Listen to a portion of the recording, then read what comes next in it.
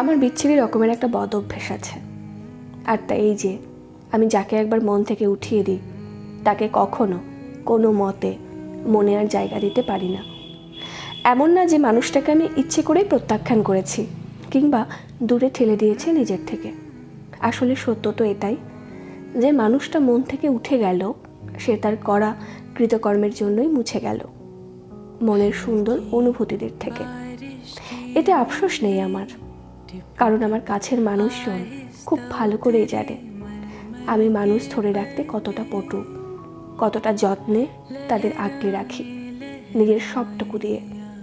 আর এইসব কিছু ওই দূরে ঠেলে দেওয়া মানুষটারও অজানা ছিল না, কারণ একটা সময় সেও বুকে বা পাশের খুব কাছেই ছিল, কিন্তু আফসোস তাকে যে জায়গাটা দিয়েছিলাম তা সে ধরে রাখতে পারেনি এবং তার বদলে নিজেই বেছে নিয়েছে জঘন্য রকমের ঘৃণা।